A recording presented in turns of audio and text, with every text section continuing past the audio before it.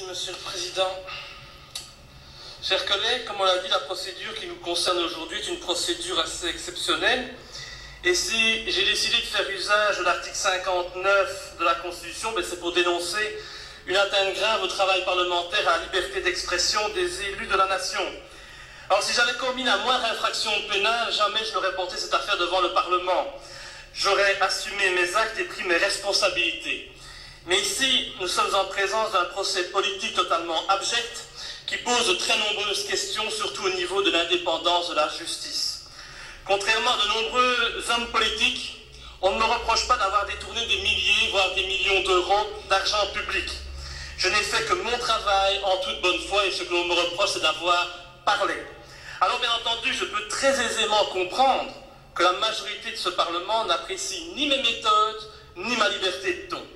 C'est normal, je le comprends, les représentants des partis traditionnels défendent des intérêts qu'ils préfèrent parfois cacher et qui sont bien souvent transformés en moutons qui se contentent de suivre les consignes dictées par leur hiérarchie. Pourtant, le discours que je tiens, c'est le discours du peuple que vous êtes censés représenter, mais que vous n'écoutez plus depuis des dizaines d'années. Souvenez-vous, en 1996, la marche blanche, la colère du peuple belge, la mobilisation pour que le mal ne se reproduise plus jamais. Souvenez-vous de ces 300 000 personnes qui défilèrent dans les rues de Bruxelles pour réclamer une justice juste, une justice qui se place du côté des victimes et non des bourreaux, une justice qui rejette les protections et qui jamais ne protège les puissants. Cette justice, cette nouvelle Belgique, je fus de ceux qui la réclamaient lors de cette marche blanche, même si à l'époque je n'avais que 16 ans. Aujourd'hui, malheureusement, près de 20 ans après la tragédie, cette marche blanche, rien n'a changé. Pire, les citoyens se rendent compte qu'on leur a menti, qu'on leur a fait miroiter des tas de choses, mais que rien ne s'est produit. Alors bien sûr, on a réformé la police, on a donné un peu plus de place aux victimes, mais les pédophiles, eux, bénéficient toujours de protection, tout simplement parce qu'ils font partie du pouvoir et que ce sont eux qui orientent la justice. Sinon, comment expliquer que l'on ait refusé d'analyser les centaines de traces génétiques, les cheveux, les poils retrouvés dans la cage de Marcinelle, où furent séquestrées les petites victimes de Dutroux? Comment expliquer que des cassettes édifiantes furent perdues? Comment expliquer que ceux qui tentent de rechercher la vérité soient poursuivis, qu'on tente de les faire taire ou pire qu'ils meurent accidentellement? Aujourd'hui, en tant que parlementaire, je n'ai fait que poursuivre au sein de ce Parlement mon travail et ma recherche de la vérité dans ce dossier que trop d'hommes politiques de ce pays souhaitent étouffer, comme s'ils avaient par hasard quelque chose à se reprocher. Alors je sais que certains sont capables de tourner la page, de refaire leur vie, mais des milliers de Belges refusent que des criminels soient en liberté. Dans ce dossier, c'est malheureusement le cas. Je le dis haut et fort et je continuerai à le faire. Les faits qui me sont reprochés devant la justice sont tout simplement ridicules. Nous sommes en pleine mascarade, en plein procès politique. Depuis quand un élu n'a-t-il plus le droit de poser des questions sur une affaire judiciaire rangée aux oubliettes? Depuis quand un député ne peut-il plus utiliser des pièces qui démontrent que la vérité judiciaire ne correspond pas à la réalité? Depuis quand un parlementaire doit-il se taire de peur d'être poursuivi? Jamais dans l'histoire de notre pays, un député n'a dû subir ce que je subis actuellement, des perquisitions, plus de 15 personnes dans mon domicile, pire que pour un terroriste, la censure de mon site personnel, mais aussi la censure du site de mon parti, une campagne de presse commandée par mes opposants politiques, et maintenant, une expertise psychiatrique. Et oui, c'est nouveau maintenant. Quand on vous soupçonne de recel ou de diffamation, on vous soumet une expertise psychiatrique. C'est tout nouveau, ça vient de sortir, mais rassurez-vous, surtout sur les bancs du PS, c'est uniquement limité au cas Laurent Louis ou à d'autres personnes qui dénoncent les dérives pédophiles de nos dirigeants, bien entendu. Alors je peux comprendre, comme je l'ai dit, que mes méthodes ne vous plaisent pas, que mes actions vous dérangent, mais que voulez-vous, je ne vais quand même pas me taire et protéger des criminels. Alors comme je l'ai dit, les faits qu'on me reproche sont totalement farfelus. On a parlé de recel, parce que je dispose des rapports d'autopsie des victimes de Marc Dutroux. Bon, c'est bizarre, parce que cette affaire a quand même fait l'objet d'un procès public en cour d'assises, que les pièces du dossier ont été largement diffusées par la presse, et qu'il s'est même retrouvé sur Wikipédia. Et étonnant aussi de voir que la possession de ce dossier n'est pas punissable de manière identique en fonction des personnes qui le détiennent. Alors, ainsi, le cardinal Danez a lui aussi été retrouvé en possession de ce dossier lors des perquisitions l'audition du juge de Treux dans le cadre du scandale de pédophilie dans l'Église, mais lui, comme par hasard, il n'a jamais été inculpé de recel. Deux poids, deux mesures, selon que vous soyez puissant ou misérable. Et on m'accuse aussi, voilà bien un chef d'inculpation totalement stupide, d'avoir révélé l'identité d'une victime d'abus sexuels. On me reproche en fait d'avoir cité les noms de Julie, de Mélissa, de Anne, de Ève, de Sabine ou de Laetitia, comme si les Belges ne connaissaient pas déjà leur nom. Alors je veux bien moi que ce soit punissable, il n'y a pas de problème. Mais alors il va falloir condamner de très nombreuses personnes, à commencer par tous les journalistes qui ont révélé immédiatement les noms des fillettes lors de l'éclatement de l'affaire. Et puis on accuse aussi de diffamation à l'égard d'un journaliste du Soir, l'organe de presse du Parti Socialiste. Et je m'étonne qu'on n'ait pas encore alors poursuivi ceux qui, sans la moindre raison, m'ont insulté dans la presse, ou font courir des rumeurs à mon égard en tentant de me faire passer pour un extrémiste, un raciste, et ça, c'est tout nouveau, un fou.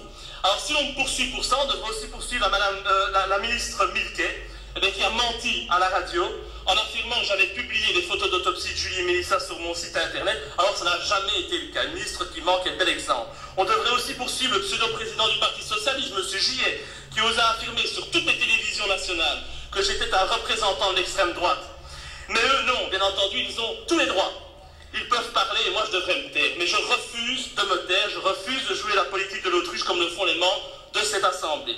Et donc j'invite vraiment tous les jeunes députés de ce Parlement à regarder les photos d'autopsie de Julie et Mélissa. Ayez le courage de le faire, je ne peux que vous encourager à le faire.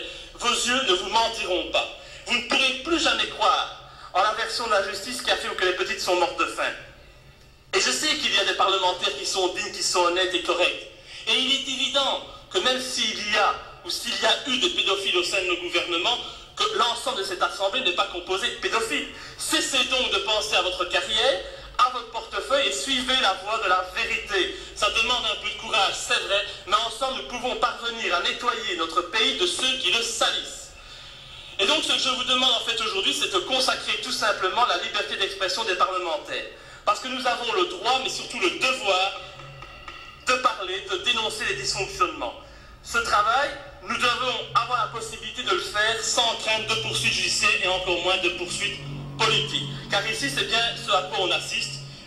Dès mes révélations, la ministre de l'Intérieur, Milquet, a tout mis en œuvre pour user de son pouvoir afin de porter atteinte à une formation politique concurrente. Et en 2 temps, 3 mouvements, le site du MLD fut censuré, la censure dura 2 mois. Ce ne fut pas la même chose pour Sharia for Belgium.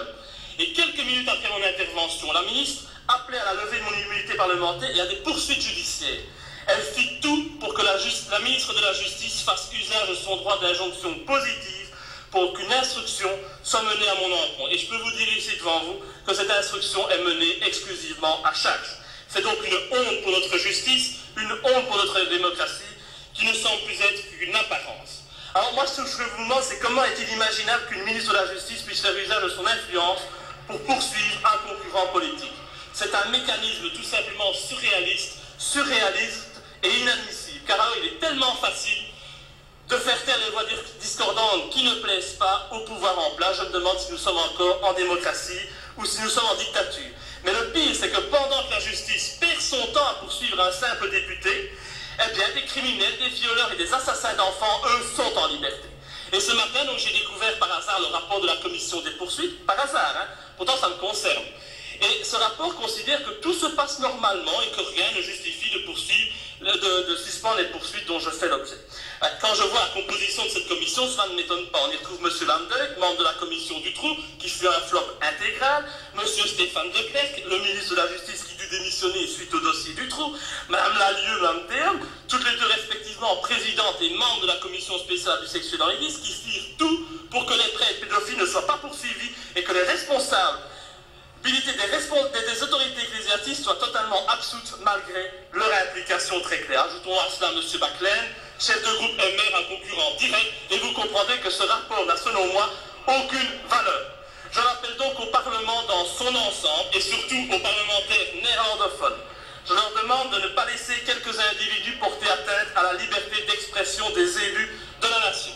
Parce que si vous acceptez que je sois poursuivi pour le travail effectué dans le cadre de mes fonctions, eh bien vous risquez d'empêcher à l'avenir tout parlementaire de faire son travail pleinement. Alors je sais que mes méthodes vous ont choqué, mais mes concurrents ont gonflé l'événement pour détourner l'attention des vraies questions. Il était plus pratique de parler au journal télévisé des dérives de Laurent Louis que de répondre aux questions que je posais, à savoir comment peut-on expliquer que des fillettes soi-disant mortes de faim dans une cache après 103 jours de détention et sans avoir soi-disant reçu la moindre visite aient pu présenter sur les photos d'autopsie une béance anale de près de 5 cm. Voilà la question et c'est la seule question que nous devons nous poser. Et poser cette question, ce n'est en aucun cas avoir l'intention de blesser les parents des victimes. Au contraire, c'est relancer ce dossier pour que leurs enfants ne soient pas morts pour rien. Et si nous ne le faisons pas, nous sommes pires que ceux qui font le mal. Et moi, en tout cas, je ne ferai pas partie de ceux-là. À vous de choisir votre camp. Alors, si vous ne supportez pas cette injustice, je vous demande de pouvoir exercer librement la fonction pour laquelle j'ai été élu et de consacrer l'irresponsabilité politique confirmée par la Cour européenne des droits de l'homme qui, comme l'a dit M. Landeuil, doit permettre à un parlementaire de pouvoir s'exprimer en toute tranquillité et en toute transparence. Et donc cette irresponsabilité parlementaire, bien entendu, je la défendrai bec et ongle. Et alors je ne comprends pas comment il est possible de me poursuivre, alors que tous les actes posés l'ont été dans le cadre de ma fonction, mais aussi dans le but louable de rechercher la vérité dans un dossier horrible qui a bouleversé le pays, et que les mondes politiques et judiciaires ont décidé d'étouffer pour protéger des intérêts non avouables. Et j'en termine. En ce qui me concerne, je sais que je pourrais, quoi qu'il arrive, me regarder dans une glace, tous les matins. Mais je suis persuadé que tout le monde ne pourra pas en faire autant.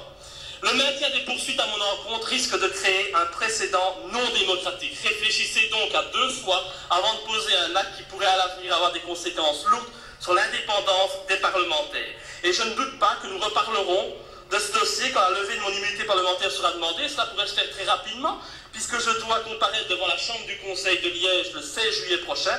Et ce qui est pratique avec les procès politiques, c'est qu'on sait d'avance à quoi s'attendre. Et donc, c'est tellement pratique, à quelques semaines des élections communales, eh bien, de me traduire devant le tribunal correctionnel pour des pécadilles, une aubaine pour le PS, le MR et le CDH. Et pour conclure, ne l'oubliez surtout pas, le monde est dangereux à vivre, non pas à cause de ceux qui font le mal, mais à cause de ceux qui savent et qui laissent faire. Je vous remercie. Merci, monsieur Louis. Il n'y a pas d'autres interventions. Et la conclusion de la commission est la suivante. Vu la demande de suspension des poursuites introduite par monsieur Laurent Louis, le rapport transmis par le procureur général près de la Cour d'appel de Bruxelles, vu les principes généraux rappelés ci-dessous ainsi que la régularité de la procédure suivie, la Commission propose à l'unanimité de rejeter la demande de suspension des poursuites introduite par M. Louis. Tout le monde peut-il se rallier à la conclusion de la Commission, mais je demande un vote nominatif. Vote nominatif sur les conclusions par la Commission. Vote nominatif sur les conclusions de la Commission. Début du vote.